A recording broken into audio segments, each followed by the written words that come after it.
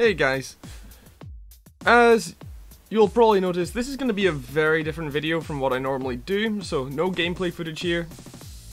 This is going to be something that I've been meaning to do for a while, but I felt like it was going to need me to play the game quite a bit more since 1.0 released, and to get some better ideas on what to actually say for this video to actually be any good. And I felt that it would take me improving as a player to also have that. So this video I'm going to be going over all that I feel is not what it could be with regards to World of Tanks, what needs improved. I'm going to try to come at these things with a fairly positive aspect, but don't get your hopes up too much, because there's going to be a little bit of negativity, because of course without that negative feedback we're not really going to get anything out of this at all. So I'm going to be going over several aspects that I feel really need improved about the game, and also I'll say what could be done to actually make these better. Now, for those of you who don't really know much about me, I've been playing World of Tanks on PC since 2016, February 2016, and I've had just over 22,000 matches now since then, and 3 marked 70 tanks, and gotten my win rate to 58.8%, and that's the overall one, and my overall WN8 to over 2,400, nearing that purple range. So before that, I did have a little bit of experience with World of Tanks. I did play on Xbox 360 for a few months after that came out on there, but other than that, the only other time I've been playing a tank game between that and when I made my PC account was War Thunder on my crappy laptop. And so with that in mind, and with that out of the way, let's get started. So first up, I'm gonna be starting with maps. So the problem with a lot of World of Tanks maps is that they are either complete corridor maps, or they are poorly balanced in one way or another between the two spawns, or a third option which is a combination of the two, and finally they're corridor maps that do not really have any way to play between the corridors. So I'm going to give a few examples here. So when it comes to map design in World of Tanks, the Wargaming really like to go for the whole corridor approach, which is inherently not an awful way to design a map, because it means you've got a base to start on with regards to what sections you can start people going off on, and then you can expand on that. So first off, I'm going to be showing, these are all problematic maps that I'm going to be showing, by the way. First off, I'm going to be showing a map that's recently been brought to PC. This was originally on console, and this is the Empire's Border map. This is a map that I feel is just very, very poorly designed in terms of how it plays, because it's because of the positions that you can use to get an advantage over the other team, and those are actually pretty few. So you take the J line there, this map basically revolves along the J line and the 1 line, or in other words, that southwest sector of the map. Now the reason I say this is because this is especially true for the southeast spawn here if you're playing a standard battle, and this allows them to, either team, to have a very secure position should they take that central area around G3, G4 and H3, H4, to not only shoot down towards the people who might be trying to get up that small hill, but they'll also have the people coming along from their own team or from the enemy team who are maybe going down J2, J3 towards there. So securing this whole southwest part of the map then gives you a very defensible position against people who are trying to push from their own spawn, especially if you have any tanks that are very good hull down and have good gun depression, so your British heavies, from tier 8 up, your American heavies from in fact all of the American heavies, not necessarily in armor, but definitely in terms of gun depression. Anything like that can shoot down upon targets without having to worry too much about return fire. So even tanks like the Leva, the Carnarvon, the Conqueror, things like this, the Centurions as well do a fantastic job of this, and they can essentially just take this whole G3, G4 area and shoot down the slope on the opposing side of that area without too much in the way of return fire being particularly effective against them. And should a team win there, they can then spill out through this little gap in the center of the wall here and essentially spot and cover the entire northeast side of the map, whilst also having some pretty decent cover. Not amazing, but they have quite a few options when it comes to hard cover up and down the whole ridge that you can see that extends from C4 all the way down to G9 there. That kind of crescent ridge there. That means that anyone who's caught down in the little town below there has to hope that those buildings will cover them enough to either make an escape or to sustain them until any remaining members of their team can make it round to get some crossfire on the people who are on the ridge. The other problem with this whole northeast flank is that attacking the enemy base is actually very risky, because anyone defending either base has some very solid positions to do so against the northeast spawn, and less so against the southwest flank. Northeast flank is easier to defend against than southwest. So why is that? Well, if you are spawning on the northwest there, and you're making your way around the northeast towards, the 9-0 line, and you're working your way south from there towards G9, G0, you have this whole gate to go through, and this affords a lot of protection for the people defending that corridor from the southeast spawn, and it's fairly well covered from artillery as well. There is another access point that gets you past the first section of the gate.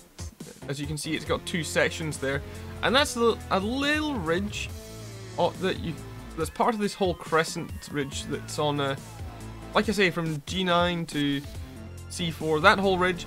On G9 itself, there's a small part where you can drop down between the two sections of the gate. Now, that is useful. However, it only gets you so far. It does then get you stuck. If there's anyone defending against that kind of push at all, you're going to have a tough time, particularly if they're hefty targets like a mouse, like a super conqueror, things like this, or hell, and if you're heavily armored TDs as well. If they're hiding, say, at the back of K0, there are a couple of positions there where they can have some hard cover. For example, you can see that there's a part of a hill that pokes out on the top part of K0 there to the east of that square. Then there's also another rock on K9 that also extends into the lower part of J9, as well as the part of the hill that you can see in the top left part of J9, that square there. And then of course you also have H9 in its entirety, which can be used to defend against any push through the 9-0 line towards the southeast spawn. Against the northwest spawn, if you're pushing up the 1 line, once again you have a very similar choke point where the people defending that spawn have cover to either side of E1. As you can see, there's some little gaps on the left and right of there just after the gate where people can hide, and this again is quite a hefty choke point. And also, as you can see, there's plenty of cover around A4 and B4 that just make it so difficult to push through that kind of area. Not to mention that the little corridor, well, little road that's on B4 that heads down onto the Crescent Ridge, that also lets people have some hard cover while also shooting down into the little town and also up towards C9 there, where people often go to try and snipe up towards this Crescent Ridge, like I say, the one that extends from C4 to G9. This map actually also gets even worse in assault mode. I'm sure that will not come as news to many people. It is not particularly good for the attacking team at all. They are at a hefty disadvantage. In assault on this map, the cap circle gets moved to G4. Now, why is this a problem? Well, that leaves you with 3 very, very narrow access points to that cap circle. It leaves you with the gap in the center, which of course is a bad idea because, well, the defending team can hide behind all the rocks that are next to the cap circle in G4, G3, and also be on the left or right of the gap itself for cover. So trying to push through there is a very bad idea, at least early game. And then, also the attacking team have the options of either gate on either side. Obviously they're going to get through the gate on the G9, G0 and H9, H0 squares before the defending team usually get there. However, the defending team then have very defensible positions around J5. Now you can see that there's a hill that pokes out from K5 and K6. That is a very defensible position, and the defending team will also be able to use the little gaps in the upper parts of J6, J7 as other defensive positions, which will slow down any attack very easily. And as for the other side, well, look at the gate there. You can have someone sitting, just spotting on the left of E1, and you can have people behind them sitting around H1, G1, F1. There are places that they can go around here, and also they can quite easily, like I said, if they've got tanks like the Carnarvon, the Conqueror, the Lerva, then they can use the slopes that lead up to the cap circle on G4, as in the slope that goes from F2 to G3 and the slope that goes from J4 to H4. Those slopes, if you've got tanks with gun depression and strong turrets, they're gonna be very tough nuts to crack if you're pushing up there, especially if there's a platoon working together. That makes it even more difficult. So basically this map is poorly designed purely because they've tightened choke points so much. There's not really a particularly open way of going around this map to exploit weaknesses in the team layout in terms of where they've gone. Next up, mines. Now, mines has always been a bit of a hot topic.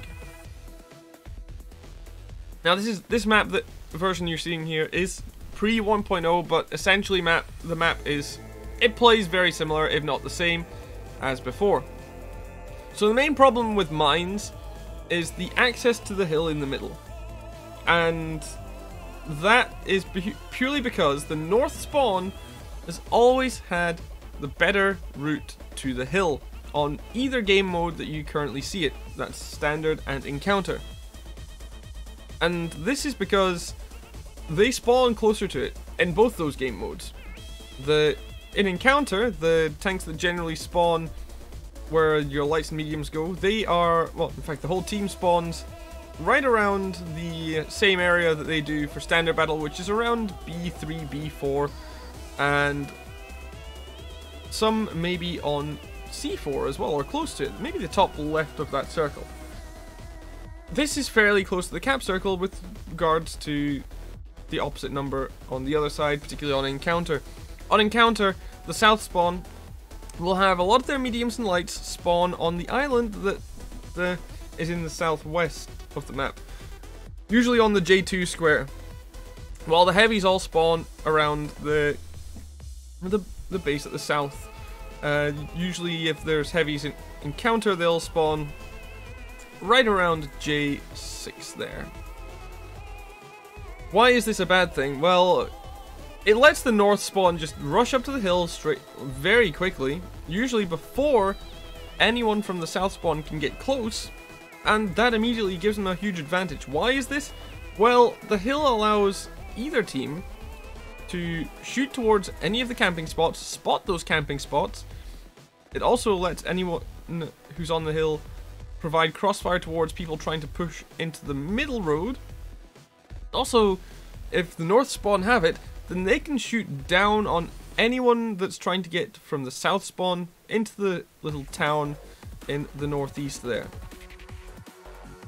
And likewise, if the south spawn have managed to take it, then they can shoot down into heavies that are going from the north spawn into the town.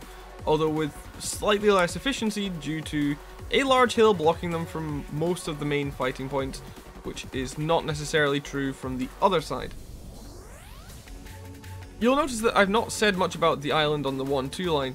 This is generally because unless someone manages to get from the north spawn down to the small island in the south, or from the south spawn up to the little rocks on B2, then there's not really going to be much going on from there.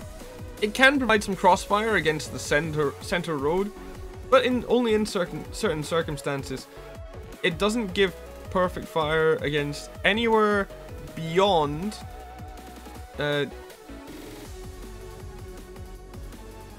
excuse me, beyond F4, F5. In fact, F4 is probably your limit there, because when you get to F5, people are starting to get a bit too low for you to shoot from the island on the 1 line. And even then, they're moving a bit far back. The rocks on that island often block your shots, so there's that as well. Another problem with this map is that it is very, very small. It's only about, I think, 550 by 550 in terms of how big it is. So that's in meters. So 550 meters by 550 meters.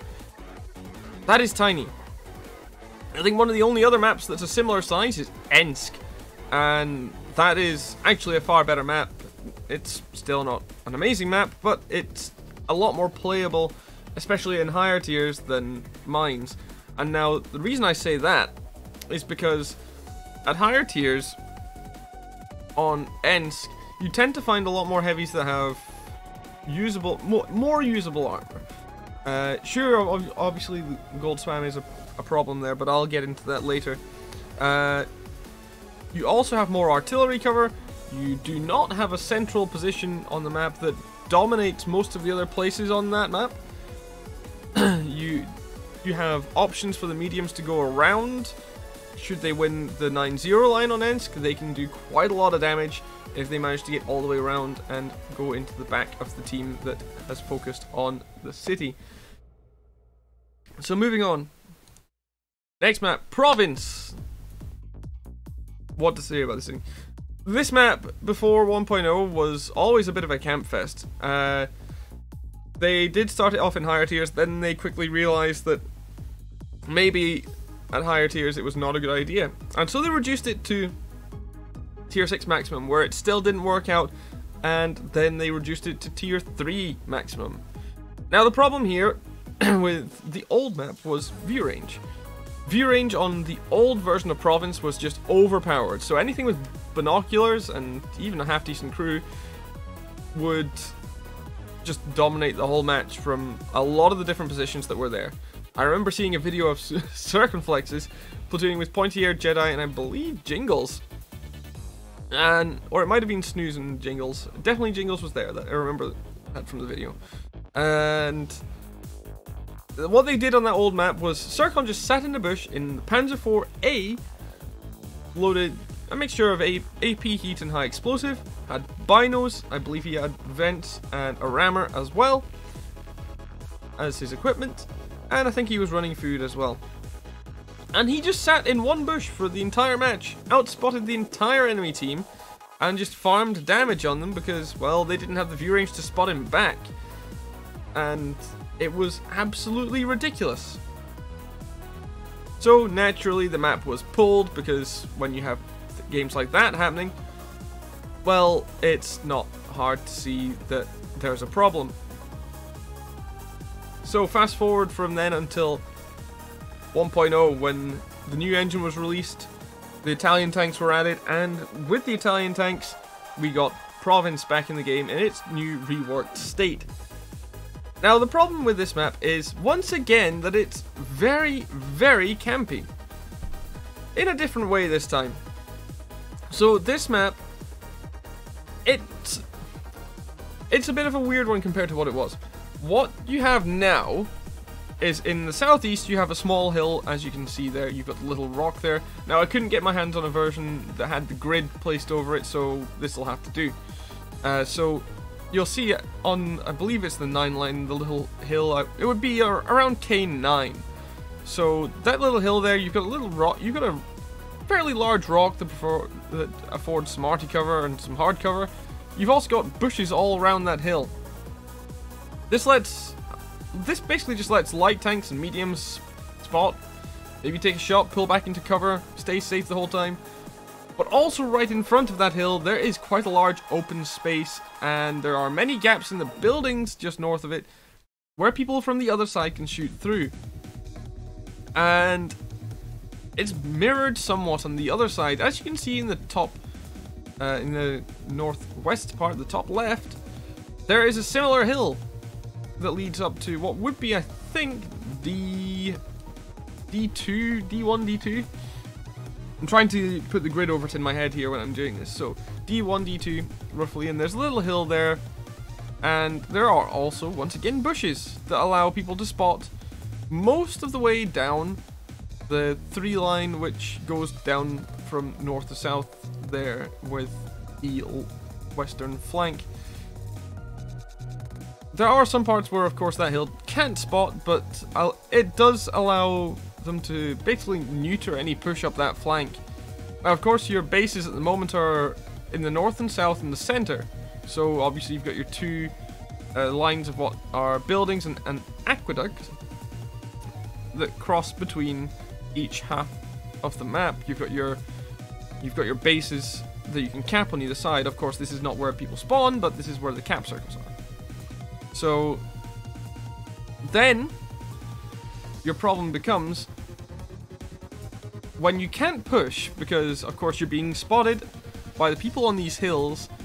You've got a lot of open ground to cover in terms of where you need to go, in terms of how you're going to attack these positions. And also you've got small roads on either side, which are also quite risky to push up, because once again you're likely to get spotted by someone, usually someone proxy spotting you from above, from one of the myriad buildings on either side, and then you're likely to get shot by anyone who's on the other side. There are also lots of obvious camping positions, but those are not really a big deal because, well, obvious camping positions are obvious camping positions. They're going to be on most maps regardless of how well balanced they are. So after all these positions, what could possibly make this map worse? Well, what if you thought trying to push up either side was a problem because of them being so campy, because of course being shot from the opposite side of the map? Well, where each team spawns so in the southwest and northeast of the map, you'll notice that there's quite a large selection of bushes and a couple of rocks on each side. These are meant for artillery to use, so then they can shoot at people who get spotted in their camping positions on either side. But the problem there is, if a team has started to push, well, has managed to push most of the way down a flank, but if there's even one tank still left able to spot people pushing, TDs can quite efficiently hide in those, even fairly large ones. Of course, super tall ones like the Jagdpanzer and, well, the Jagdpanzer E100 and the Object 268 version 4 will not really be able to hide in these bushes, but a lot of tanks will. So a good example is I've managed to take something like my Object 704 and hide in these bushes and double bush on people while either someone else is spotting, or I'm just, you know, slowly creeping forward into the front bush and then pulling back behind a couple of layers, taking the shot, and then, of course, moving on. I've also done this quite successfully in my SU-100, with both the 100mm gun and 122. And it can quite easily neuter any push up either side. It's a bit problematic. So, what's the problem here once again? It's not down to view range, it's a different problem now. This map is down to purely just being a camp fest. Neither team wants to push. The objectively best way to play this map is literally just to wait until the enemy team gets bored. And then when they pop out, someone is going to spot them, and then most likely you will get a shot across the map on them. If not, you know, down into the middle, or even just around a corner of a building that you can hide behind that does give you some cover from the other side. There are lots of options there, but passive play is rewarded on this map. And so, you guys who feel like you're, you know, when you're playing your heavies that are meant to push forward, like your Mouse, your KV4, your BK100, all your like frontline heavies, you guys are gonna have the worst time because your tank is effectively neutered in on this map purely because your tank is meant to push forward. You can't because you're gonna get shot in the side, so your tank essentially becomes kind of a glorified bunker. Moving on. Minsk. Another recently added map. This one is actually being redone, but I'm going to take a look at why this map has to be redone. So you'll note up the left side of the map, the west side, and up the east side, the right hand side, there are two sets of buildings, one on each side. These were your main flanks where people would go in most of your mediums and heavies. And your tank destroyers would camp around bushes in either spawn, maybe some up towards the little round building on the left there, some maybe up towards the bushes in the very top left of the map there, across the river from the buildings. And then your lights and maybe one or two of the faster mediums would gather around the bridge in the center and try and poke over and spot people. Now, the problem here is that this map is a 3-corridor map. You have buildings on the left, buildings on the right, and then you have the little road that goes into the center up to the bridge. So, the problem here is that that center road doesn't really have any impact whatsoever unless one of either of the two sides is won by your team. Now, that's a very important part, because if a flank is useless until another one of the two others is won, then that flank doesn't have a use itself. Because usually when a side is won, you want to use the rest of the map to push towards the remaining tanks on the opposite side that are left from the enemy team. So let's say, for example, that my team had just won. Let's say I had the north spawn. Let's say my team had just won the right-hand side of the map, going by the map rotation here, the way the map's oriented. So we pushed south through the buildings on the east. We cleared out all the enemies here. What happens now? Well, if you want to win, you have a few people around the enemy cap circle, not pressuring it too much, just using the cover to distract a little bit. And then everyone else splits a little bit. Most people you'll want to go to the bridge in the middle and the crossing on the south, with a couple going up to the little crossing just next to the base, and essentially do a pincer move from all three of those against people who are in the center and people who are then in the buildings on the west, because that will then give you all the option to find all the campers. Will then also give you better positions for pushing in on these buildings, and with any luck you might still have one or two people left on that side that you can help or can at least distract long enough for you and the remains of your team that have pushed to just clear up. And it's pretty much exactly the same for if you win the west. So if you win in the west flank, it's pretty easy for your team to then push down into the center and then clear up from there. And that's a problem, because that then leaves basically just two options for how this map is meant to be played. And that's purely down to which side of the map you feel your tank, well, you feel that you're more comfortable with in your tank. The west buildings or the east buildings. That's it. Your light tanks are fairly irrelevant on this map for the most part, because, well, it's still fairly small. So a lot of tanks, unless you're fairly low tier, will be able to spot for themselves.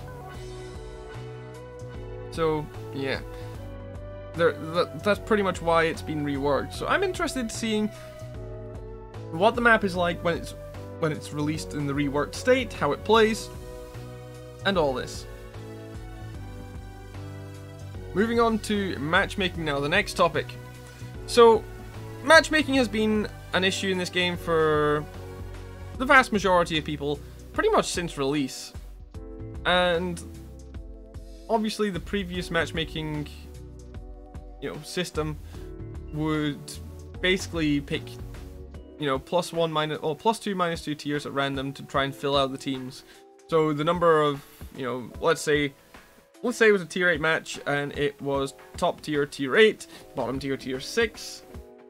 The number of tier 6, 7, and 8 tanks between each team would be fairly random, usually with about the same number of each tier per team. So like something like maybe it could have been something like 7 tier 8s, 5 tier 7s, and then maybe 3 tier 6s. Just something like that. And the vehicle types would all be completely randomized for each of the tiers. Like you could get a tier 6 light tank taking the place of a tier 7 light tank, or something like that. So fast forward from that until the new matchmaking system, which was introduced in 2017, and we get 3 patterns of matchmaking. We get 3-5-7, which is your +2 -2 matchmaking. We get 5-10, which is your +1 -1, and then we get +0 -0, 15 versus 15 same tier matchmaking. Now, your 5-10 and your 15 versus 15 were, on the whole, decent options to put in the game. Now, 15 versus 15 is a bit of a contentious one. I'll get onto that in a moment. But your 3-5-7 is a huge problem at the moment. And this is going to be echoed by some other creators like Circumflexes, Fosh, and others. Now, 3-5-7 is a problem because those 3 players that are top tier, they're going to have pretty much the vast majority of the responsibility for winning the game put on them. If your top tiers don't perform well, then it's very unlikely that you will win the match. So let's say you had a top tier heavy who died right at the start and did 0 damage. Immediately you have lost what is probably the largest hit point pool tank on your team, and also probably one of the higher pen guns with likely the higher alpha damage as well, and likely also the best armor. So that straight away puts your team at a gigantic disadvantage. So that would leave you with only 2 top tier tanks versus 3. And that means the whole carrying is then down to 2 tanks. I'm not saying it's not impossible for your mid and bottom tier tanks in this kind of match to do well, nor is it unlikely that they will. But the problem there is that your bottom tiers will often struggle to pen or do much damage at all to the top tiers because of the disparity in terms of the hit points, alpha, and pen between those two tiers. This is the problem with +2, -2. If you look at tier 6 to tier 8, look at the difference there.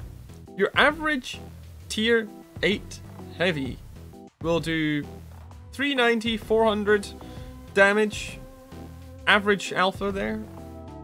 Some of them a little less and some a little more. But let's say 400 for average, right? So let's take the T-34, the American tier 8 premium heavy. Sure, it's not a great heavy overall, but we're going to take that gun as an example. So that 120mm gun has 400 alpha. It only needs 2 shots to kill your average tier 6 medium tank. And if it high rolls, only 2 to kill your average tier 6 heavy as well. Let's take the ARL-44. Let's take the T-150. Both have less than 900 hit points. The ARL at 820, the T-150 at 880. Those are... well, the ARL is just 1 high roll and 1 average roll. Or 2 slightly higher than average rolls.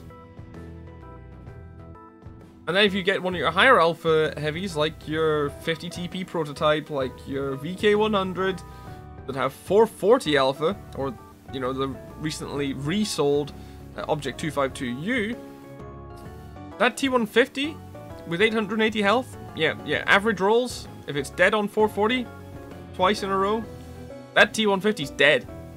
And this is not even counting if the T150 or ARL gets set on fire, which is quite a high chance with these higher alpha guns. And in return, those guys will struggle to do very much damage, at least without, you know, hitting their 2 key, which is something I'll get onto later on. Once again, I'll cover gold shells and problems there in both the balance section and the economy section. Now, those guys will struggle to do very much against something like a defender. Hell, they'll struggle against an IS-3, which is a fairly average tier 8 heavy by current standards. So yeah, even the AMX-65T will, if it has that 120mm gun, will absolutely annihilate things like T-150s and ARL-44s. So you're starting, and of course, in return, the T-150 and ARL-44, they have something like half the health of these tier 8 heavies, so they're not likely to survive any encounter with them. So you can really start to see where the problem there is with +2, -2. And this is before we even get onto the view range disparity between a lot of the tanks. We get on to armor disparity, all that. You can straight away see that purely down to a hit points and alpha damage perspective, as well as penetration perspective, these tanks are just not going to have much chance against your higher tier ones, unless they straight off have, you know, not taken as many hits, have more health when the engagement begins, and usually they also need, these tier 6 tanks will also need the positional advantage, you know, maybe catching the tier 8 off guard from the side or rear. So, +2, -2. Bad for game? Yes. Now, the only reason I can see I can see +2, -2 being in the game still is the whole idea that if you're, you know, maybe if you're killed by one of these higher tier vehicles when you're driving something like your tier 6 or your tier 7, that you'll think, oh, I got killed by that thing. That thing's very tough. That thing's very powerful. That thing seems powerful. I want that tank. And so then you grind it out. So that's the kind of feeling that Wargaming want you to have. And it's not a bad kind of thing to go for when it comes to this kind of game. When it comes to World of Tanks, they want you to grind. It doesn't matter if you spend money on the grind or not. They want you to grind out these tanks, put more hours into the game, keep their player base up and going. So the problem there is that you can still get that feeling in +1, -1. There's not really any need anymore to have that at +2, -2.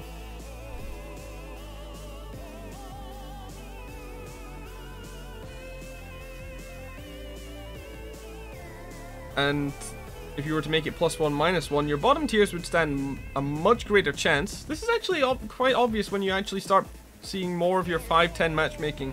Your bottom tiers in that matchmaking will have a much greater chance of carrying games than if you have a 3-5-7 match.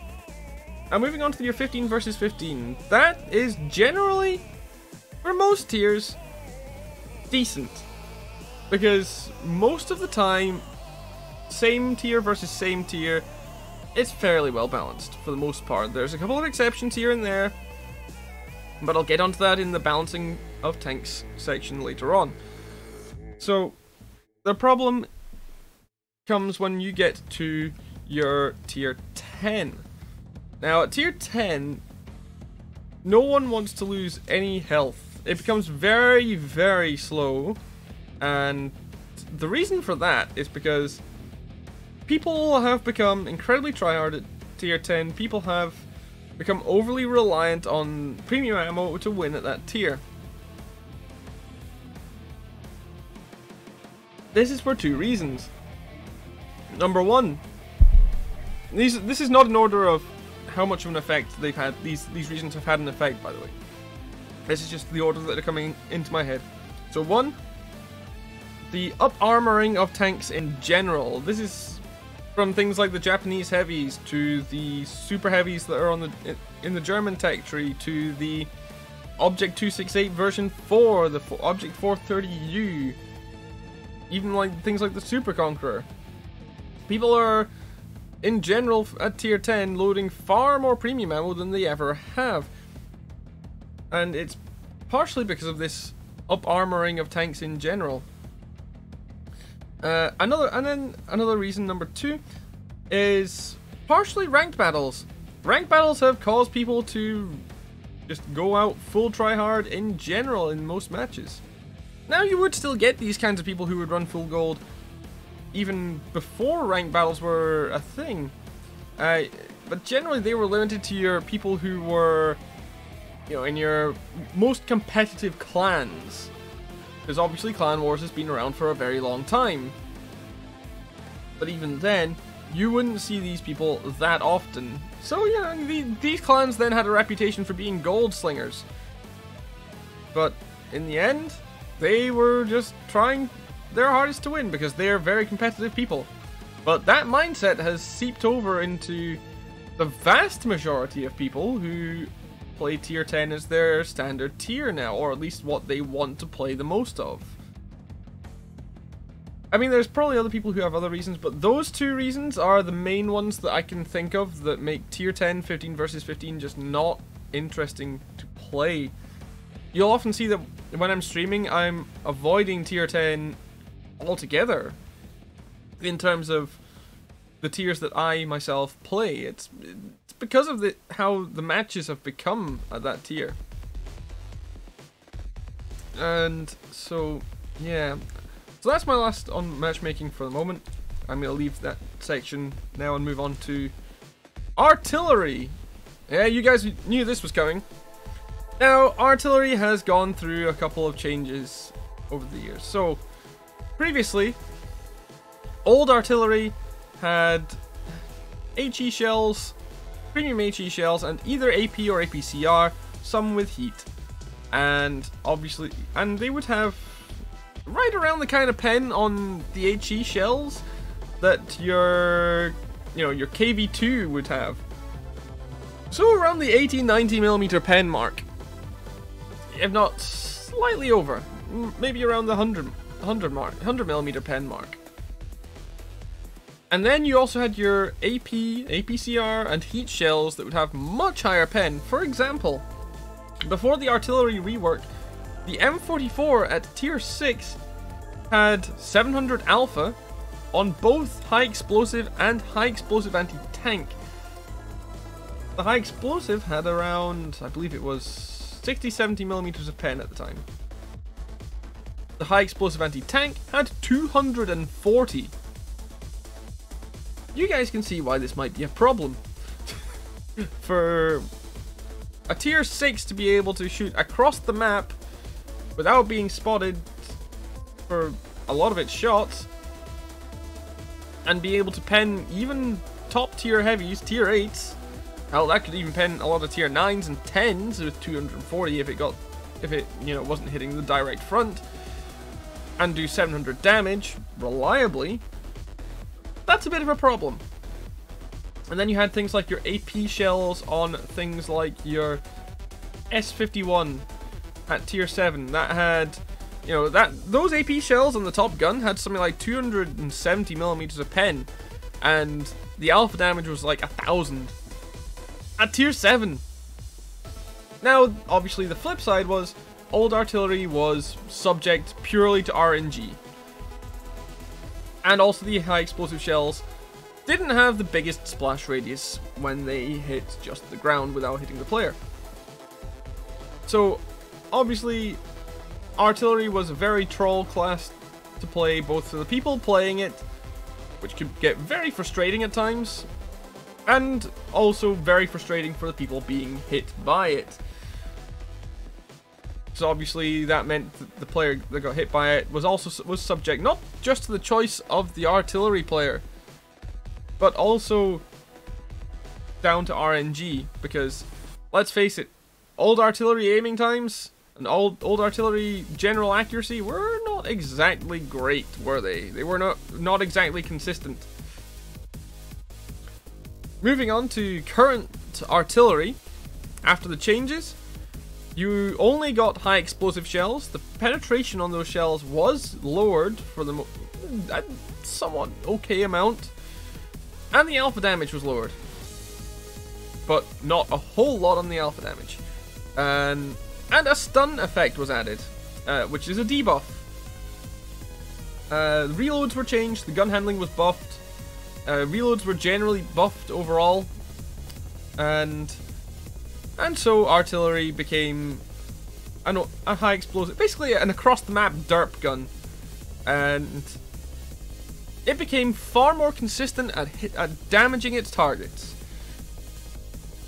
It's not uncommon these days to see matches, even if an M44 is with, you know, 2,000, 3,000 damage plus for, you know, artillery alone. The number of matches, for example, that I see with GW Panthers, the tier 7 German artillery, doing something like 2,800 to 3,000, if not more, is insane.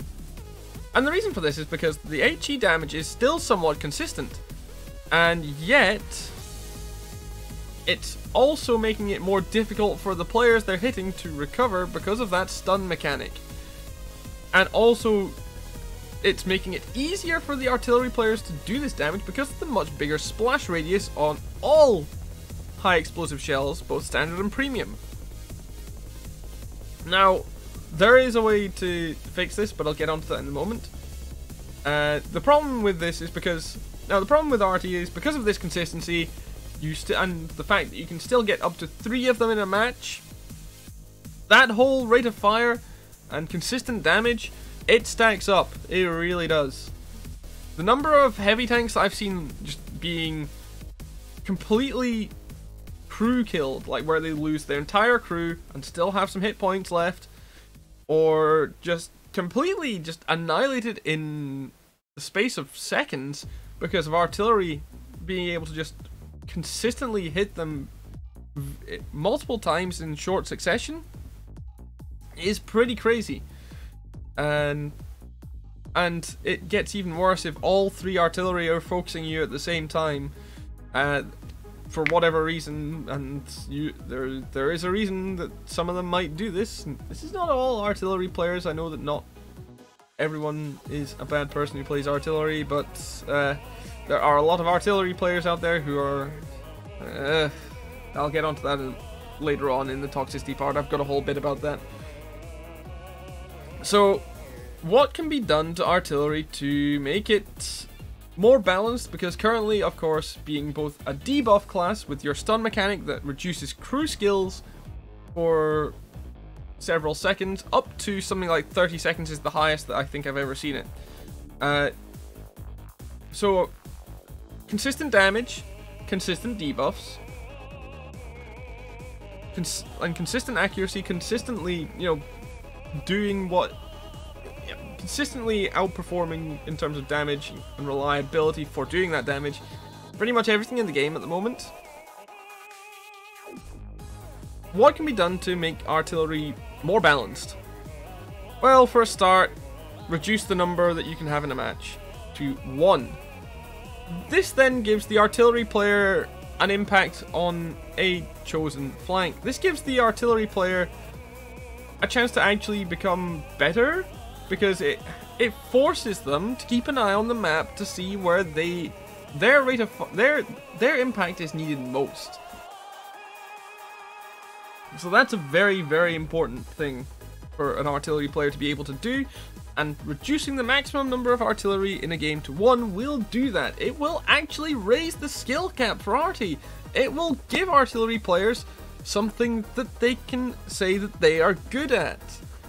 Because currently, you don't need to really have a lot of skill to play artillery.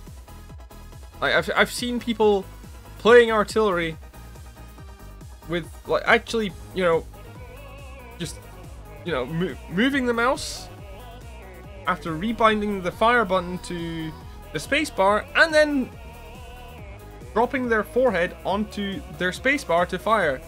Literally face desking their spacebar in order to, you know, fire the gun. And a good friend of mine, Sophie Line, one of the NA streamers, one of the NA community contributors, she's even played artillery with a Guitar Hero controller and done it successfully. Actually done somewhat useful damage and supported her team with that controller. That's how easy it is. So reducing the artillery per team maximum to 1 will straight away improve the skill cap for artillery. It will straight away mean that artillery has to be aware of what's going on. Another option for artillery to be made better is to change what the shells do. Now, this is something that if they want to keep the shells very simple, keep the shell selection simple, is to quite simply make one shell type, just remove premium shells from artillery completely and replace them with basically an exact clone of the standard HE shell, but doesn't do damage, just does the stun. And then your standard high explosive shell just does damage. So you've got high explosive that does damage, and then you have your debuff shell, which also has the splash radius still, but doesn't do damage. This is not beyond the realms of possibility for wargaming. This, in fact, I'd say this is one of the easier balance changes that they could do to artillery. There are more options that could be done with artillery to make it a genuinely interesting class, and those have actually been covered by 06 Walst, also known as Honest Gaming. I will actually leave a link to that video in the description, because he does a very good job of covering that. Moving on. Balancing tanks. So, recently it's become even more obvious to me how tanks that have been more recently buffed are having just a better time overall than tanks that have been they haven't really seen change for a number of years. So recently I've been playing the KV4. I recently got the second mark. Of course, you guys, you follow me regularly, know that I basically just go around 3 marking whatever the hell I like. And I felt like, well, I've not ground out the ST1 yet, so I might as well 3 mark the KV4 while I'm at it, right? So the KV4 is a very, very outdated tank. Now, there are some factors that are in its favor, but those are limited to the gun and the gun depression. The gun depression is better than average for your Russian tanks. It's actually not bad. And the gun, the handling's workable. It's not great, but the handling on that top 107 is okay. And the pen is fantastic. 227mm on AP and 289 on APCR. It's one of the best pen heavies at tier 8 that's a non-premium. One of the other ones being the Tiger 2. So the KV4 is meant to be somewhat of a Russian super heavy. It's meant to, you know, get itself onto, like, push forward, get itself onto a corner, start side scraping, basically do the same job that the VK100 does in the German tech tree. Albeit with the caveat that in exchange for better pen, it's got lower alpha. Now the problem with the KV4, in comparison to the VK100, is actually the armor. The armor on the KV4 in comparison to the VK100 frontally is terrible. The KV4's frontal armor on the hull, the lower plate being a weak spot is fine. That's around 150, 160 millimeters effective in most encounters that you'll find yourself. And your upper plate is about 200, 210, and that's fine for against lower tiers. However, I would say that the upper plate does need a slight buff. If they can make that maybe 230, 240 effective against most tanks, then that would be good. And this is face on I'm talking about here. This is when you're directly facing your opponent. But then we get onto the turrets. And the side, I'm gonna say right now, the side armor and rear armor on the KV4 is fine. They don't need to change that. Though maybe if they're going to do the changes that I'm going to suggest in a moment, maybe reduce the side armor from 150mm down to 130. So, problem with the KV4 armor comes with the turret front. It's 180mm thick, and that includes on the front of the cupola. In fact, the whole of the cupola, well, at least that you can see if you're looking at it from the front, is 180mm as well. You might think at first, 180mm is pretty thick, right? Well, it's pretty much all flat. And this means that the vast majority of tier 8s that you will face, if you're side scraping against them to try, they'll just wait. Because they know that your turret is paper to them. You don't pose a threat at all to them, because especially if you're fighting something like an IS-3, which is one of the, or hell, even something like that has lower pen, like the ISM. The ISM at the moment is a better super heavy than what's meant to be a super heavy.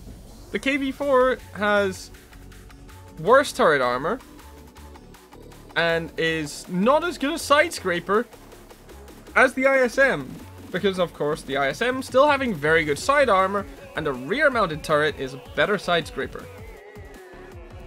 So this flat, pretty much flat 180mm in the front of the KV4 turret will mean that if you're side scraping against an ISM and he's doing, he's side scraping against you as well, then he will just go straight through your front at, hell, even relatively decent range.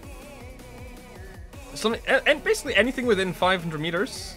Like, let's say your average side scraping range of about 100 meters. You're not gonna win against an ISM if you're in a KV4. No, not even if you fire gold, because, well, the reason for this is because you then have to aim at the front of his turret to pen it with gold. He barely has to aim at the front of yours to pen with AP. So I feel that the KV4 is one of those tanks that needs some love, and it's not the only tank to be like this. You've got the VK4502A, you've got the Tiger 2, you've got the Tiger P could do with some love.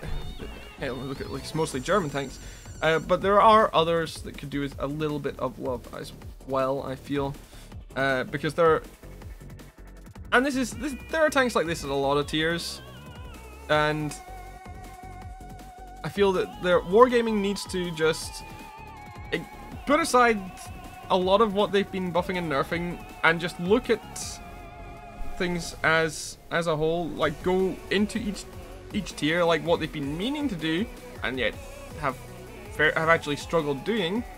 Go into each tier, look at what's overperforming, look at what is underperforming, and probably maybe ignore what's overperforming. To be honest, bring up what's underperforming to a caliber of what is performing decently but not amazing. So what does the KV4 need? In this example, KV4 just simply needs more turret armor on the front. That's it. Make it similar effectiveness to the Marbreaker and the VK100, and just leave it at that. You can hide your hull. That's fine. You can hide your hull front. That's fine. It's the turret front that's the problem. And that's it. That's all I need. Then you've got things like the Tiger 2, which I feel does need the... As far as armor, I feel the Tiger 2 only needs the turret roof. That's it. Make that maybe 55mm and you're good. That's literally it. The Tiger 2 is fine other than that. And there are other tanks that I do feel could do with a bit of love. But most of those are usually down to gun handling. For example, the Panzer 3K. That thing is still terrible, and that needs gun handling, pen, armor, mobility buffs. Maybe not armor, but definitely mobility, and pen and gun handling. So I think you guys see what I mean, that there's a lot of tanks that just underperform and not enough that are average. There's a lot, there are tanks, too many tanks that underperform, a select few that overperform, and not enough that are kind of right in the middle. So moving on. Economy, premium shells, and consumables. So at the moment, the premium shells obviously used to be available only for gold, which got the name gold shells. And then, of course, they became available for credits as well as gold, and now they're only available for credits. So currently, the economy is not bad in World of Tanks. You've got decent ways of grinding out throughout the game, be it through premium tanks, be it through playing low tiers with cheap shells, be it credit boosters helping you move up, be it premium time to help you earn even more. But the problem at the moment is because, like I say, there's a lot of tanks that are being up-armored more and more, and this is at a lot of tiers. Let's take the Japanese heavies, for example. When they were brought in, the tier 6 OI was a monster. And that is because, frontally, the vast majority of tier 6s had to fire gold at it. Your average tier 6 with about 140 to 145mm of pen on AP would have to hit that 2 key just to pen the front, because it didn't have any frontal weak spots that could be applied, and frontal engagements were not uncommon. In fact, they were very common. There are many occasions where you have to take shots at the front of a super heavy in order to actually win a fight against it. Now, of course, Wargaming did nerf the OI. It lost a lot of its mobility. It lost some of the rear armor as well, which was, at one point was actually better than the frontal armor. On the OI, well, similar if not better in some places.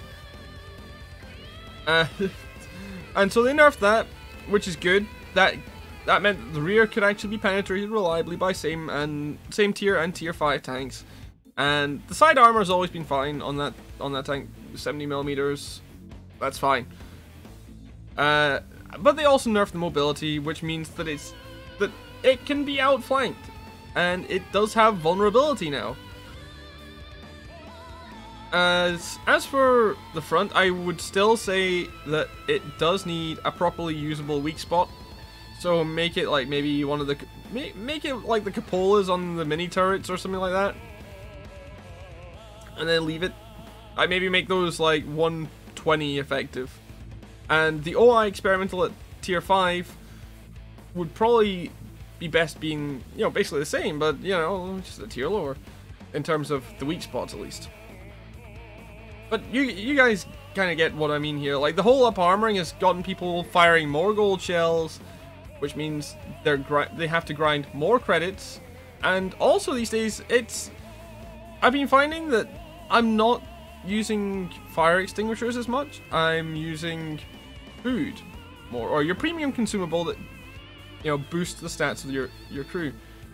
And on some tanks, I feel that that's essential, because it just makes it so much less capable otherwise. I'm looking at things like your light tanks. After the light tank changes, a lot of them lost a lot of their view range, and that's a problem, because if you look at something like the AMX 13 or AMX 12T actually. The AMX 12T at tier 6 has 360 meters base view range.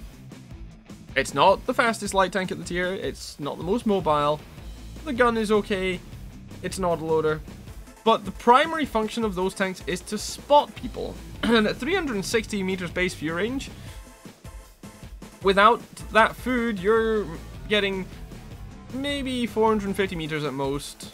In fact, with food, you get barely, like, not even 460 meters, maybe about 458 meters, and that doesn't really counter much in the way of camo. Like, hell, I've seen even some heavies could sit and not get spotted with that, and if you've not got the food, well, it's even harder. So I feel that, especially for your lower tiers, food's becoming even more important, particularly if you're trying to spot things. Which, of course, if you want to win, or if you're trying to win, that is incredibly important. So I feel that this brings it back to the balance point, where there's a lot of tanks that now need that premium consumable that didn't before. And this in turn affects people's credit earning quite heavily, because of course they're spending 20,000 credits on that food.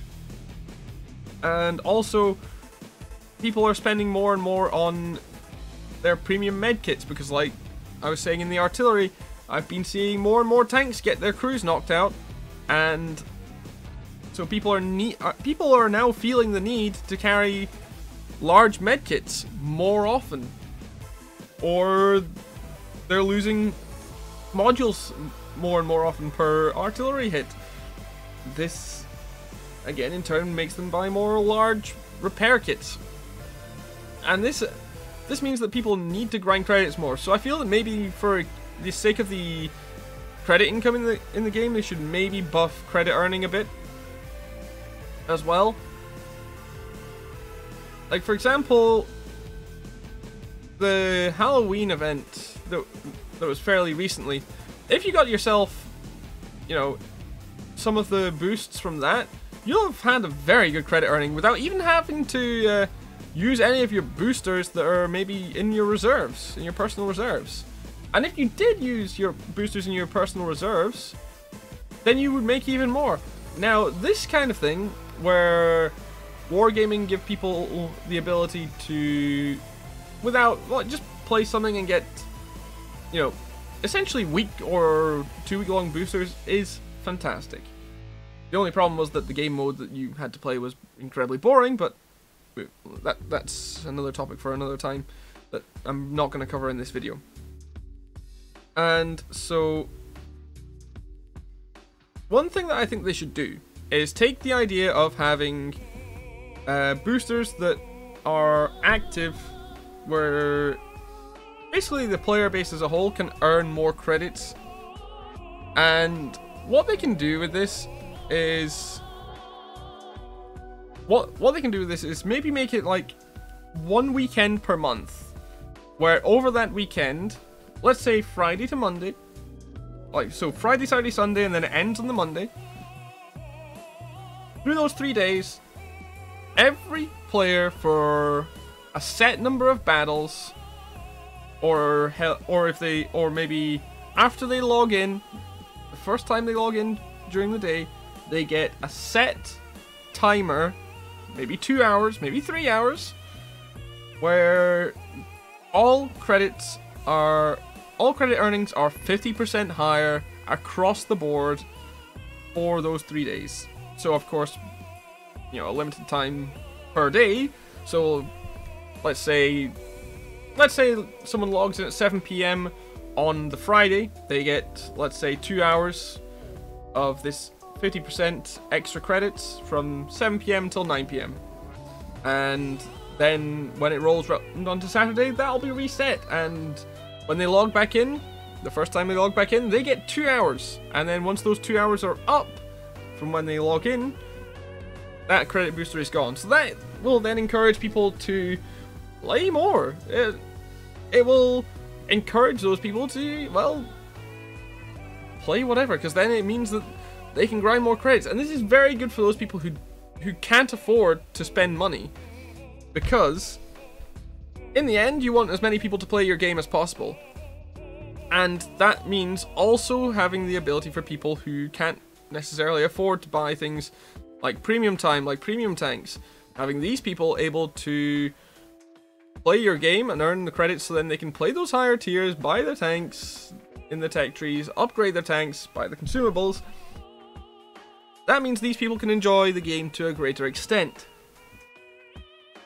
And this in turn will lead to a happier player base on the whole, because you've got more people who are able to enjoy the game. So those are my thoughts on the economy at the moment. At the moment, I feel that people are not able to earn enough credits, so to cover what they need to be able to purchase in the end. This includes premium shells, consumables, because of course, like I say, the up armoring of tanks requires those shells at times, and consumables because of some tanks that lost something in terms of some certain stats do require them. Anyway, moving on. Stock grinds. Now, this is something that Wargaming have proved they can make a lot more comfortable for the player.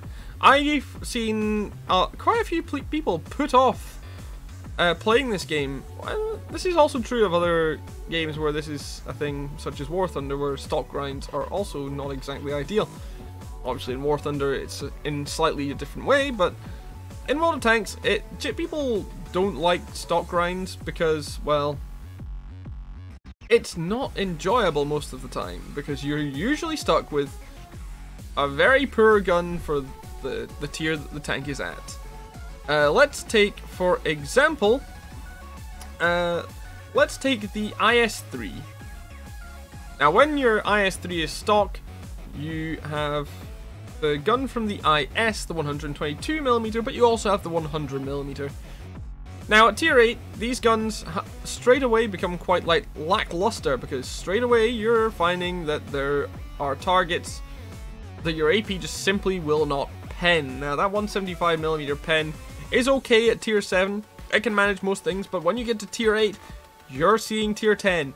You're seeing tier 9 far more often, and there are far more targets at these tiers where that 175mm pen on your, including on the 100mm, will struggle.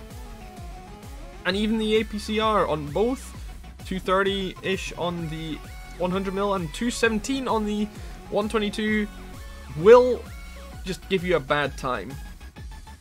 And of course, you also have to grind out the upgraded engines, the upgraded tracks. If you've somehow not got it from another tank, the upgraded radio, you'll need the upgraded turret. This all stacks up. This means that people feel like they're having to grind too many things on one tank before they can progress to another comfortably. And let's say for the IS-3, you do have to go through the turret and the gun, but also you don't have to go for the engine.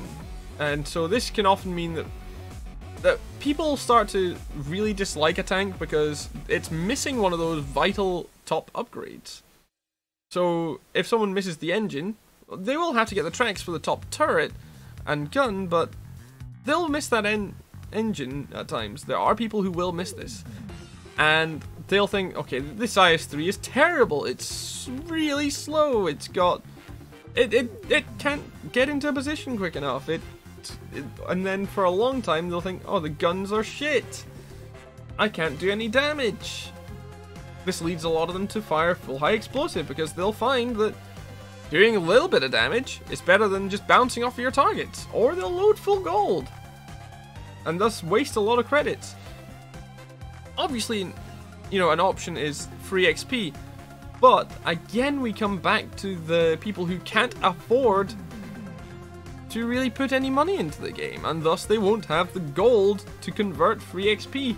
And your newer players just won't have enough elite tanks or premium tanks to build that free XP up on in the first place. Some may not even know that it's a thing if they're new players.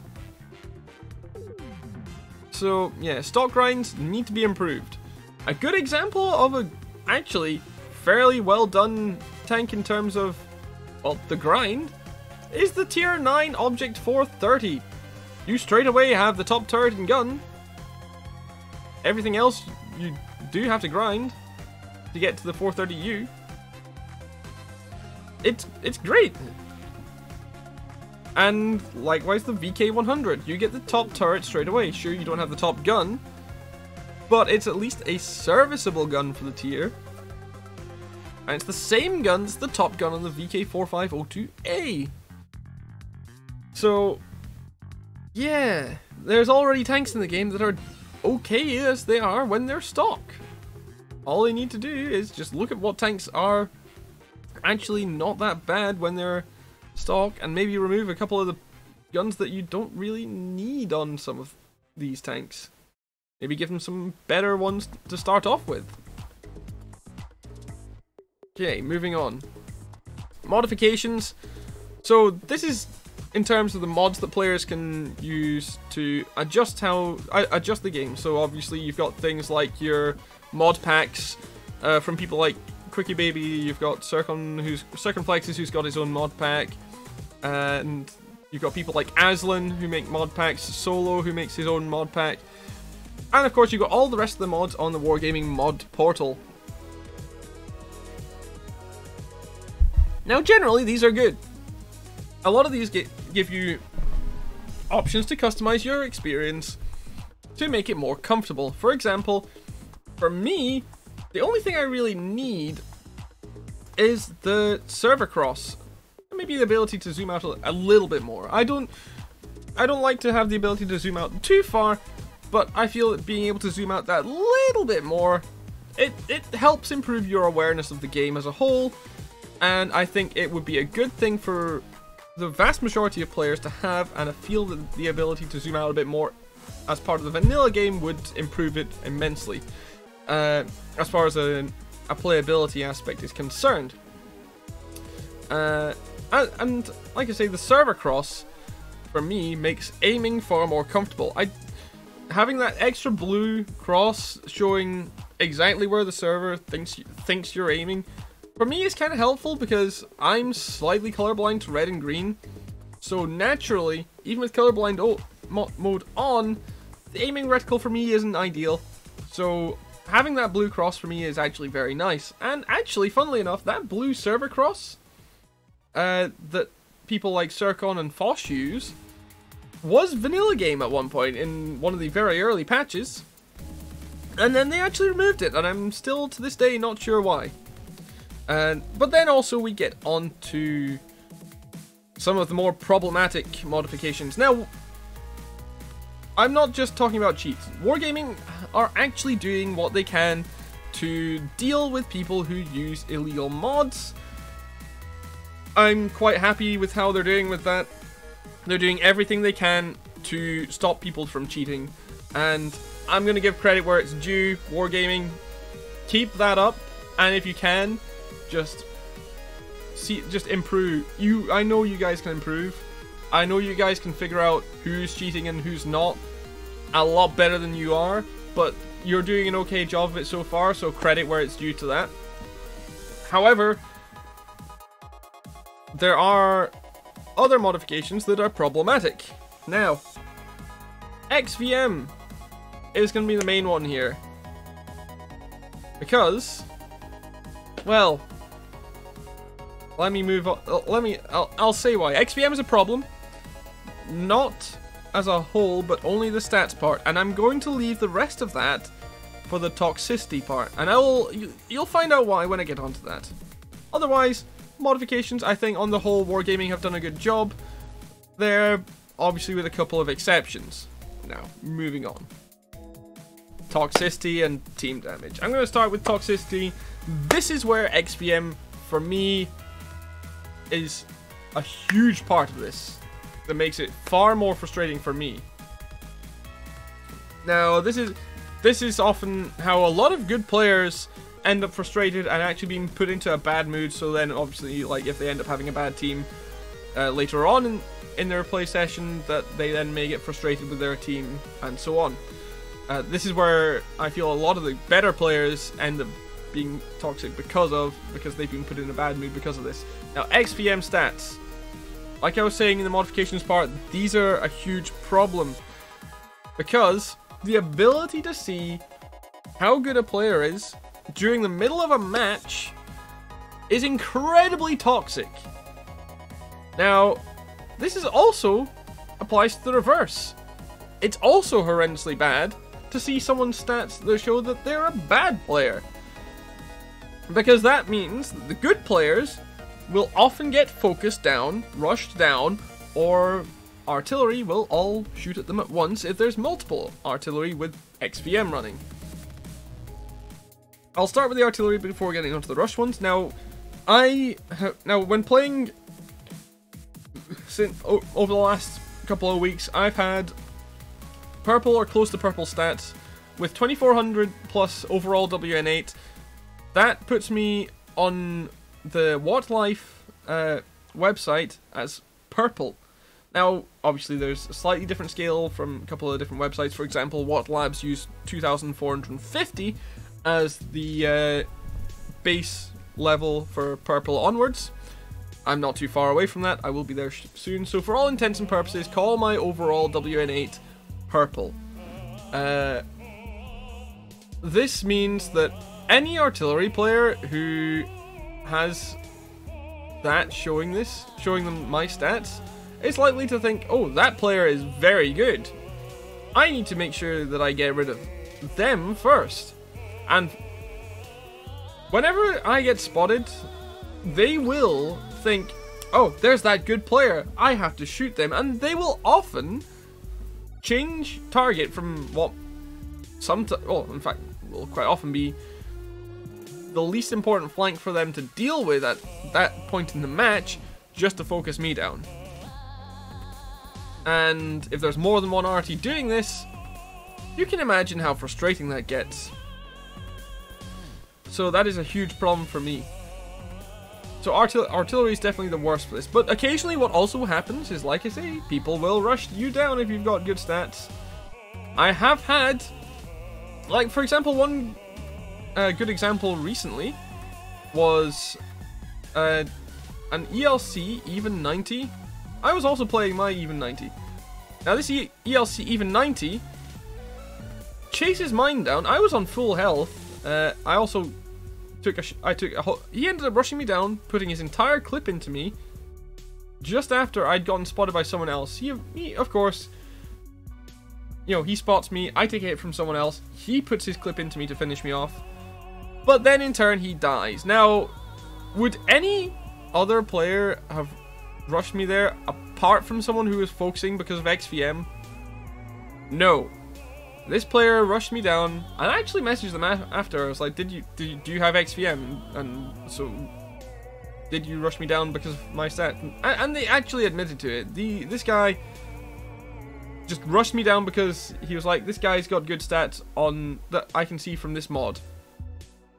So yeah, people will rush you down if you have good stats. People will focus you down, and you can't really do much about it.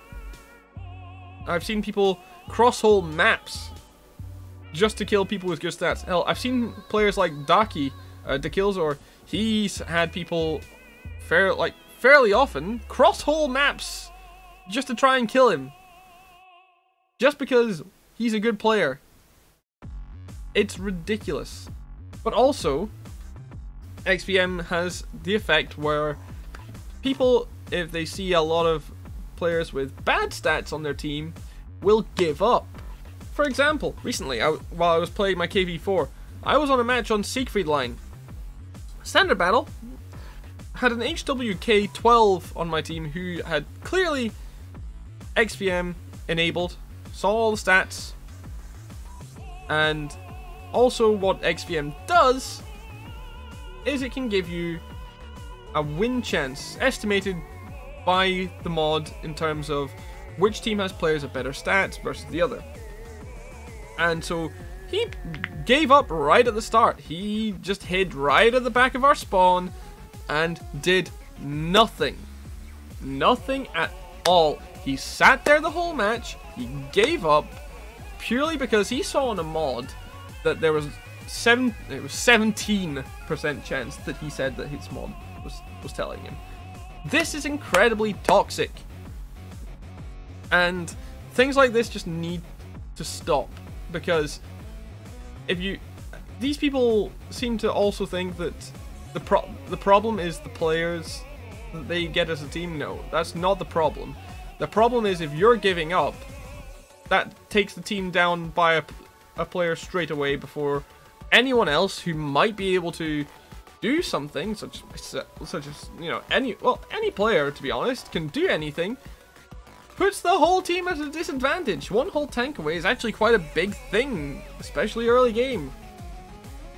That's a whole set of hit points that cannot be used to help the rest of the team. That's one less gun, one less set of hit points, one less vehicle that can do something.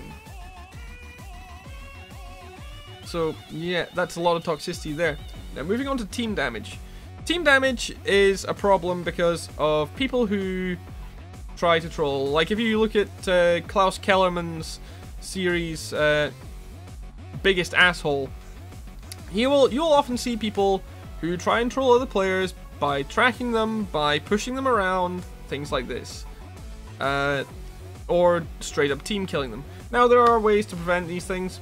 One thing that the Wargaming could do to prevent team killing is just to straight up remove team damage. There are ways of doing this. Wargaming, War Thunder, just for ground vehicles, if you shoot another tank, you will not really be able to damage them if they're on your team. There are ways of doing it, but just shooting them doesn't work, and a system like that would work in World of Tanks because, well, of how World of Tanks registers hits versus how War Thunder registers them. So that's an option there. And the number of times I've seen people team kill artillery is just insane. Like, as much as I dislike arty, the average arty player wants to win the game as well. The vast majority want to win the game, and they want to help their team. So team killing them, I often feel, is not the right thing to do. I know there's a lot of bad arty, well, bad people who play arty because, of course, focusing due to XVM and whatnot, or people who stream snipe, things like this. But the problem's not artillery players as a whole. There's only a tiny minority. So, you know, unless they're actively trying to hurt the team in some way, then there's, you know, they just want to win as well. So that'll be my final note there. Moving on, RNG. So this is going to be a quick one. RNG, I feel, after the accuracy nerfs back in 9.7 has become absolutely ridiculous. Well, I say absolutely. It's become more frustrating.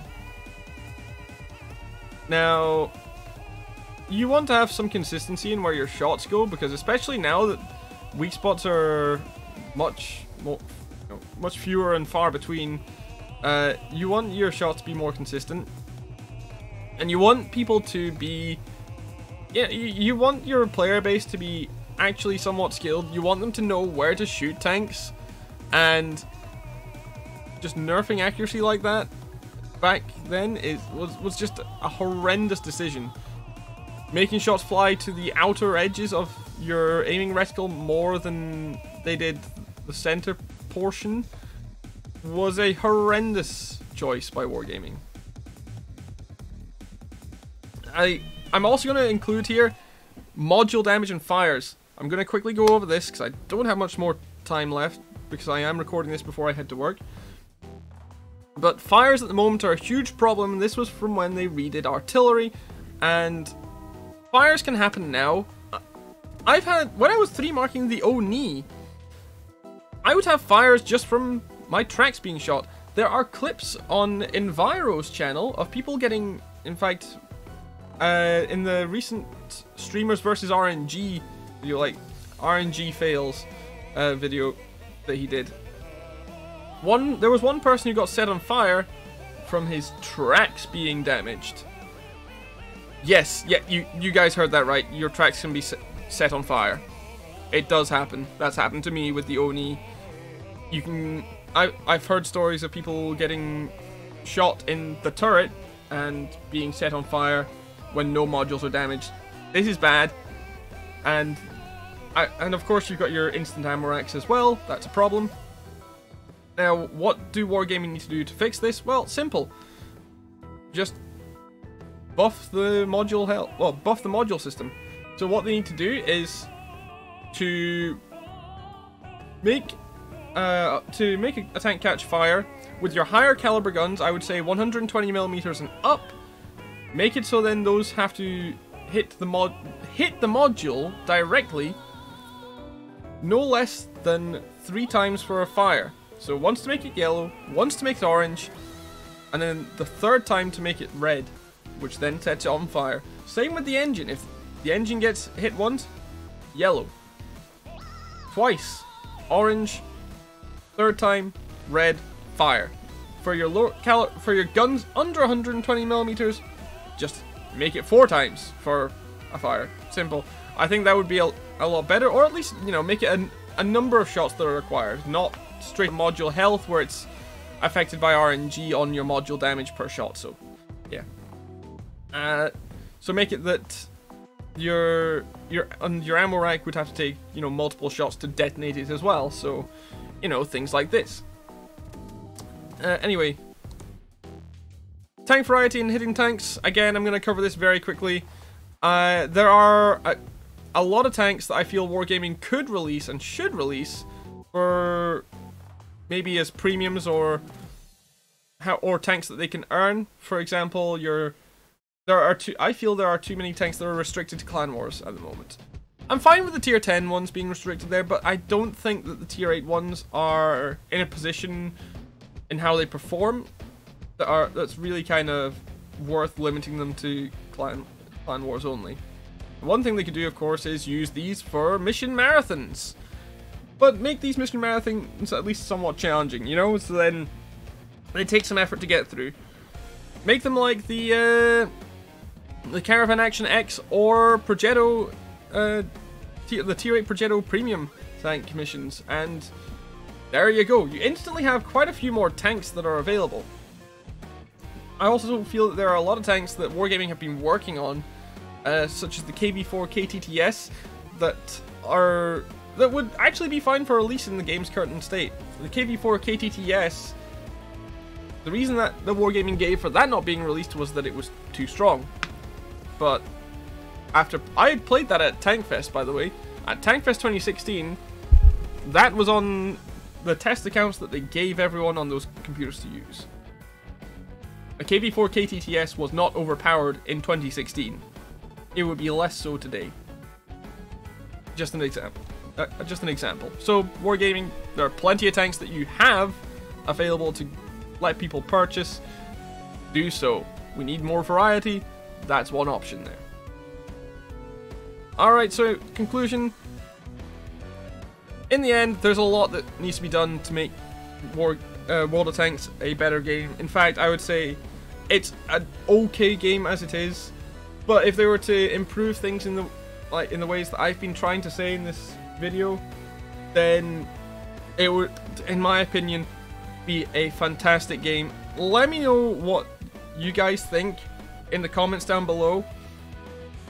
Previous opinion videos, like for example my one on the Chrysler, I will leave up because I have come a long way in terms of my opinion and myself as a player.